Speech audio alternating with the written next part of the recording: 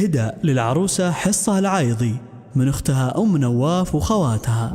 زان الشعر فم الدلع وام الدلال، المهرة المتباهية بنت الفخر، دره ثمينة في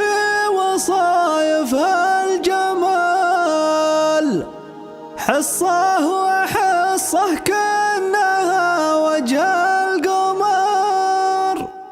زان الشعر فم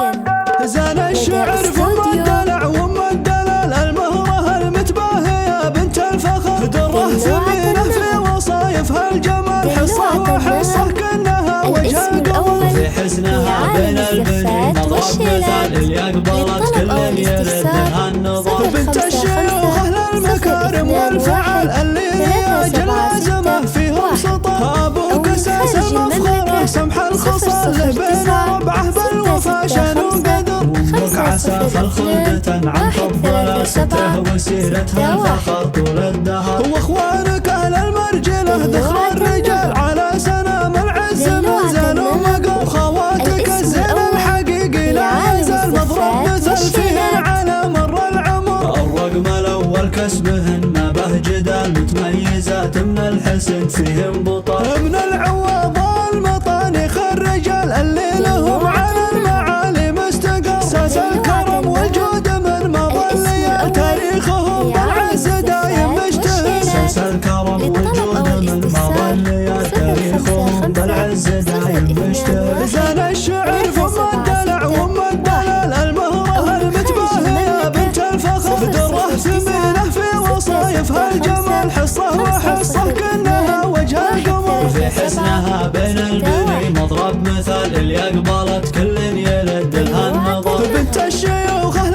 المكارم والفعل اللي لأجل لازمه فيهم سطر، أبوك أساس المفخرة سمح الخصال له بين ربعه بالوفا شان وقدر، أمك عساف الخلد تنعم فضل ستره وسيرتها الفخر طول الدهر، وأخوانك أهل المرجلة ذخر الرجال على سنام العز من زان ومقر، خواتك الزين الحقيقي لا يزال مضروب مثل فيهن على مر العمر، الرقم الأول كسبهن ما به جدال، متميزات من الحسن فيهم بطل، من العواض المطانيخ الرجال اللي لهم على المعالي مستقر، ساس الكرم والجود من مظلية تاريخهم بالعز دايم مشتهر، ساس الكرم والجود من مظلية تاريخهم بالعز دايم مشتهر.